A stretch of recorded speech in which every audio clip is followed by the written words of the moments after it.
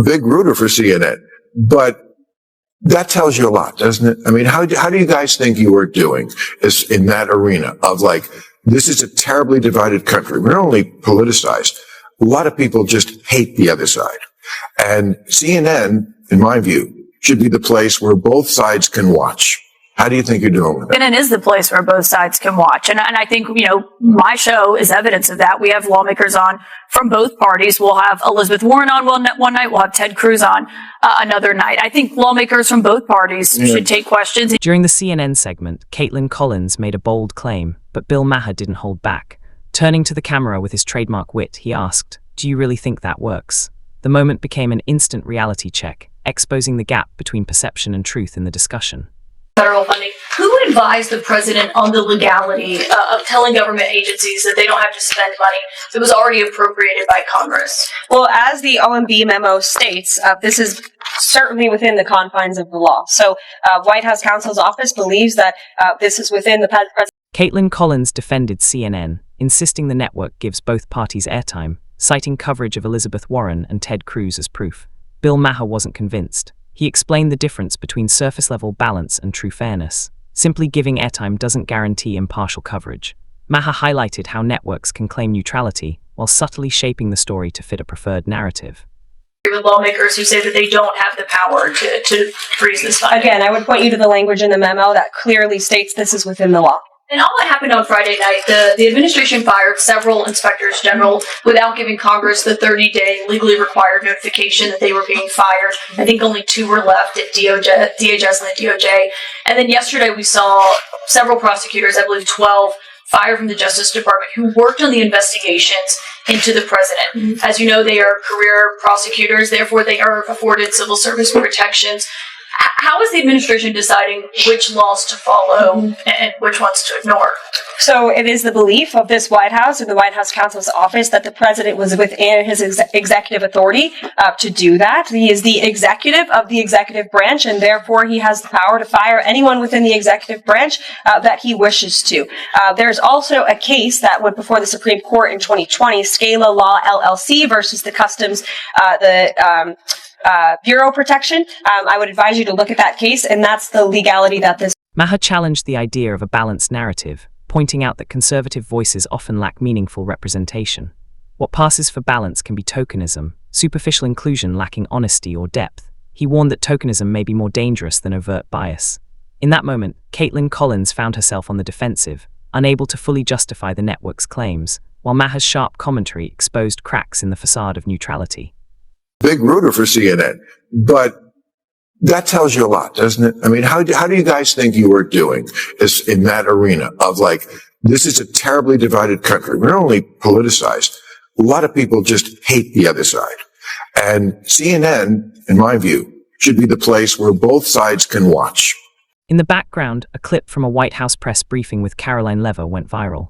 Kaitlan Collins asked about Trump's co-prosecutors, questioning whether they could be removed. She raised the issue of executive authority, asking if the president truly has legal power to take such action. The moment highlighted how journalistic questions meet legal realities. I'm watching CNN just for the straight middle of the road. That's what I hear for 15 minutes. It's great, and then Lonely Scott. It does look, and when you see the path, it does look like tokenism. It's kind of like the same as The View. It's like it's almost better to have nobody there, like MSNBC, than to have the. Kaitlan attempted to shift the discussion toward norms and the bigger picture, suggesting law isn't about feelings. Caroline Lever calmly reiterated that the legal framework is clear, answering without hesitation. In that moment, the plan for gotcha journalism collapsed, as clarity and factual precision took center stage, proving substance outweighs theatrics in effective reporting.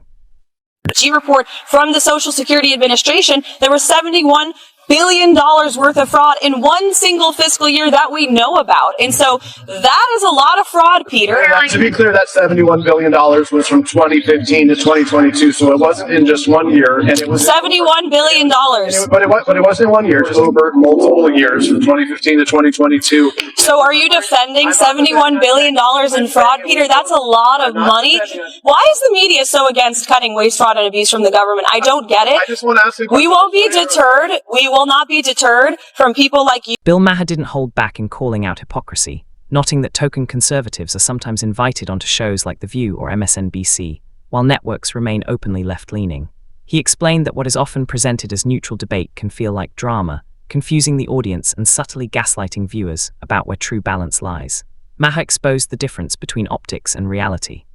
Which is, you said that they have found before that they believe there have been tens of millions of people who are receiving money who are dead on the Social Security list. The same report that you referred to said that none of those individuals are receiving. Peter, did you watch the full clip of the interview that I did when I said that? And I said there are a lot of unanswered questions, and we suspect there could be tens of millions of people. I'm saying the IG report. So you just said what I said is not true. In fact, it was true. That's a suspicion. When Caroline Lever addressed a government fraud case worth billions, media focused more on wording than facts. Reporters scrutinized her timing and phrasing, but she flipped the script. Are you defending $71 billion in fraud? Her pointed response cut through the distractions, emphasizing substance over spin. Maher highlighted how facts remain more important than narrative framing, reminding audiences to focus on what actually matters. I'm from a very red state. I have a very conservative family, a lot of them who are Trump voters. They watch my show every night. And I think they know that they can trust me, that, we call bullshit on every side, not just whatever leaning our audience may be. And I think that's something that people actually. The media's problem wasn't the fraud. It was that the story didn't fit their narrative. Caroline calmly clarified the investigation focused on the scandal itself, not manufactured outrage, making it clear the facts were being misrepresented to provoke reactions rather than report the truth.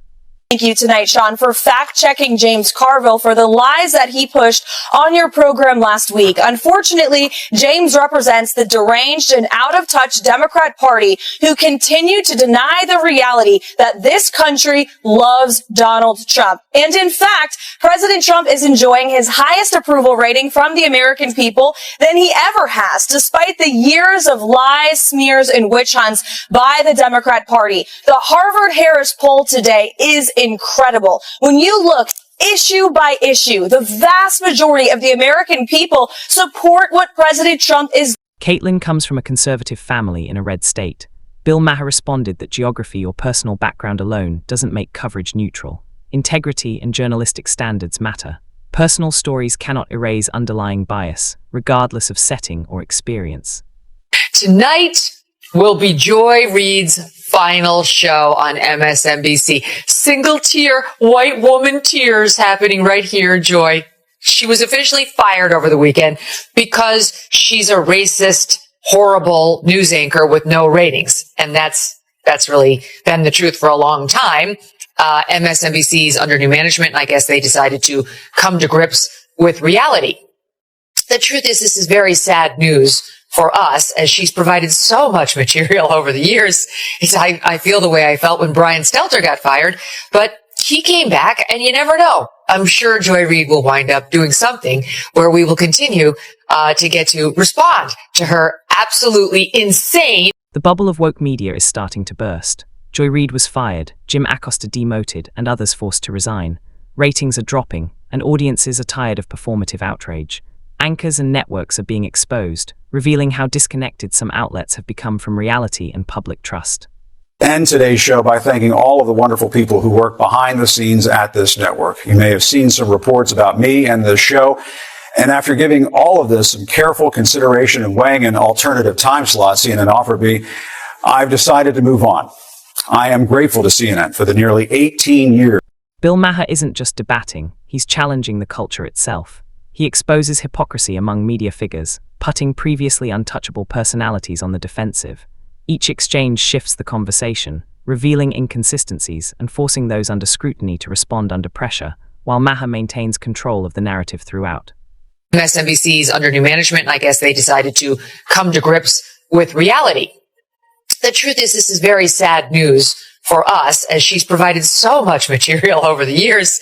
I feel the way I felt when Brian Stelter got fired, but he came back, and you never know. I'm sure Joy Reid will wind up doing something where we will continue to get to respond to her absolutely insane. Tonight will be Joy Reid's final show on MSNBC. Single tear, white woman tears happening right here, Joy. She was officially fired over the weekend because she's a racist, horrible news anchor with no ratings. And that's really been the truth for a long time. The ABS segment highlighted Maher taking on woke media, delivering a clear warning to viewers. Many so-called lessons are driven by performative outrage rather than facts. He argued that networks like CNN openly display bias while maintaining a facade of neutrality, undermining journalism. As this trend continues, Kaitlan Collins and others will face growing scrutiny, needing to prove relevance or risk exposure. Maher framed this as a potential game-changer, showing audiences that media accountability depends on transparency, consistency, and holding figures responsible for their messaging.